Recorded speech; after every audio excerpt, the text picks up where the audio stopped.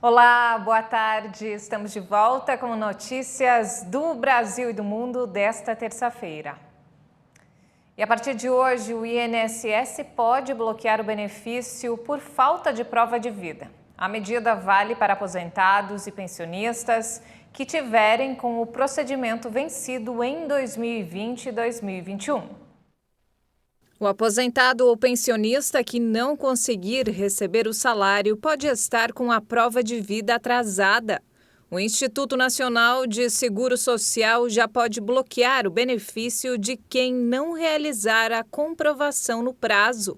O novo calendário prevê bloqueio em fevereiro para aqueles que não fizeram o procedimento com vencimento até dezembro de 2020. E para quem deixar de realizar a prova de vida vencida de janeiro a dezembro de 2021, os valores podem ser retidos de março a junho deste ano. A obrigatoriedade da medida ficou suspensa por causa da pandemia de coronavírus e foi retomada por alguns períodos do ano passado. A prova de vida deve ser realizada na própria agência bancária, onde o segurado recebe o benefício, apresentando um documento e o cartão do banco. O procedimento também pode ser realizado por meio de biometria facial ou digital, caso o segurado já tenha se cadastrado. Os aposentados e pensionistas que já fizeram a comprovação nos anos anteriores começou a valer em 2022 a prova de vida no mês do aniversário. O bloqueio para esse grupo, caso deixe de fazer o procedimento, começa em julho. Segundo o INSS, a prova de vida prevista em lei é realizada uma vez por ano para evitar fraudes e pagamentos indevidos. A previsão é que 3 milhões de pessoas façam o procedimento por mês para completar até o fim do ano os 36 milhões de segurados. A Caixa e o Banco do Brasil liberam hoje a consulta ao abono salarial PIS/PASEP, que começará a ser pago em 8 de fevereiro. O próximo calendário vai beneficiar 22 milhões de brasileiros, com valor de mais de 20 bilhões de reais. Para ter direito ao benefício, é preciso estar inscrito no PIS/PASEP há pelo menos 5 anos, ter trabalhado formalmente com carteira assinada no mínimo 30 dias em 2020 e receber até 2 salários mínimos. A Caixa informa que os trabalhadores da iniciativa privada inscritos no PIS e nascidos nos meses de janeiro a junho e os trabalhadores dos municípios afetados pelas chuvas nos estados da Bahia e de Minas Gerais já podem consultar as informações pelo aplicativo Caixa Tem e pelo atendimento Caixa ao Cidadão. E mudando de assunto, as buscas por vítimas das fortes chuvas aqui em São Paulo continuam nesta terça-feira. Segundo a Defesa Civil, foram confirmadas 24 mortes e mais de 1.500 famílias ficaram desabrigadas ou desalojadas. As autoridades afirmam que as buscas por desaparecidos continuam após os temporais do fim de semana. 8 municípios da Grande São Paulo e interior paulista tiveram mortes e muitos estragos com os alagamentos, queda de árvores, queda de muros e deslizamentos de terra. As cidades que registraram vítimas das chuvas foram Franco da Rocha, Francisco Morato, Embu das Artes, Várzea Paulista, Arujá, Ribeirão Preto, Jaú e Itapevi. De acordo com os bombeiros, somente no domingo foram recebidos 136 chamados para queda de árvores e vistorias, 52 chamados para enchentes e alagamentos e 114 para desmoronamento, soterramento ou desabamento.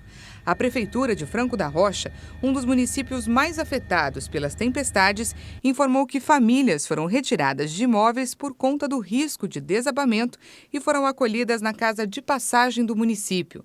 Instituições de diversas áreas de atuação criaram campanhas para arrecadar doações e ajudar as famílias atingidas pelas chuvas em São Paulo.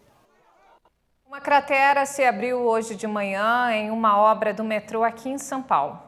O governo do estado disse agora há pouco que o rompimento de uma galeria de esgoto provocou o desabamento. O asfalto cedeu e o trânsito está parcialmente interditado na Marginal Tietê, uma das mais importantes avenidas da capital paulista. Felizmente, não houve vítimas. E falando sobre coronavírus, a Dinamarca é o primeiro país da Europa a suspender todas as restrições contra a Covid, apesar da presença constante da variante Ômicron. O uso de máscaras em locais fechados e transportes públicos deixa de ser obrigatório, assim como o passaporte de vacinação. Após uma primeira tentativa de 2 meses entre setembro e novembro, as máscaras, o passaporte sanitário e os horários reduzidos de bares e restaurantes ficam para trás na Dinamarca. O governo considera que pode combater a doença com a elevada cobertura da vacina. Mais de 60% da população recebeu a dose de reforço. No restante da União Europeia, a taxa é inferior a 45%. Incluindo-se os casos recentes de Covid-19, as autoridades de saúde calculam que 80% da população está protegida contra as formas graves da doença. Cientistas dinamarqueses acreditam que a circulação da variante vai criar uma imunidade mais duradoura e permitir enfrentar de maneira mais eficiente as futuras ondas do vírus. As únicas restrições que permanecem afetam os viajantes não vacinados que chegarem de países que não integram o espaço Schengen. A flexibilização quase total acontece no momento em que a Dinamarca registra entre 40 e 50 mil contágios diários. Trata-se de um nível recorde que representa quase 1% dos 5 milhões e 800 mil habitantes da nação nórdica. Pesquisas mostram que 64% da população apoiam a estratégia após 2 anos de pandemia. O rigoroso inverno que atinge o noroeste da Síria deixou 2 bebês mortas na província de Idlib. As informações foram confirmadas nesta terça-feira pelo Escritório das Nações Unidas para a Coordenação dos Assuntos Humanitários. De acordo com um órgão da ONU, uma menina de 7 dias e outra de 2 meses morreram de frio. As unidades médicas da região têm recebido um grande fluxo de crianças doentes nos últimos dias. هاي سيتفاقم المرض بشكل زائد عن السنوات السابقة بسبب موجة الصقيع والبرد. As taxas de doença estão mais altas do que nos anos anteriores, devido às temperaturas abaixo de zero e à neve, dado que existem campos de deslocados ao redor da região de Idlib. O hospital está tentando tanto quanto a capacidade permite receber pacientes. Atualmente temos de 100 a 120 pacientes internados, enquanto temos entre 70 e 75 leitos. عندنا حاليا حوالي 100 ل 120 قبول بطاقة استيعابية. نحن عندنا حوالي 70 ل 75 سرير فقط في المشفى. A situação é preocupante para os deslocados que precisam de atenção médica. Está ocupado, então precisamos esperar um pouco, pois há muitas crianças que estão em más condições. Precisamos de cada pessoa que nos ouve para ajudar com medicamentos para nossos filhos e para nós, porque estamos em uma condição muito ruim. Muitos hospitais da província de Idlib correm o risco de fechar devido à redução da ajuda internacional e à escassez de medicamentos e equipamentos. Um estudo dinamarquês mostrou que a enorme camada de gelo da Groenlândia perdeu quase 5 trilhões de toneladas em 2 décadas. Isso contribui para um aumento de pouco mais de 1 centímetro no nível dos oceanos. Os efeitos do aquecimento global seguem modificando o ecossistema do mundo. A enorme camada de gelo da Groenlândia perdeu 4 trilhões e 700 milhões de toneladas em 20 anos. A situação implica um aumento de 1,2 centímetro no nível dos oceanos. É o que apontam os estudos dinamarqueses publicados esta semana, baseados em observações por satélites do programa GRACE. Esta massa de gelo derretido se concentra especialmente nas costas do território autônomo da Dinamarca.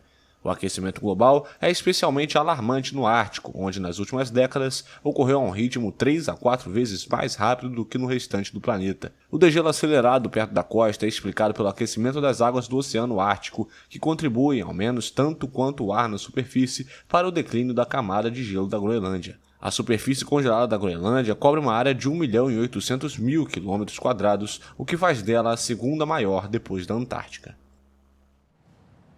E essa edição fica por aqui. Mais informações ao longo da nossa programação. Obrigada pela companhia.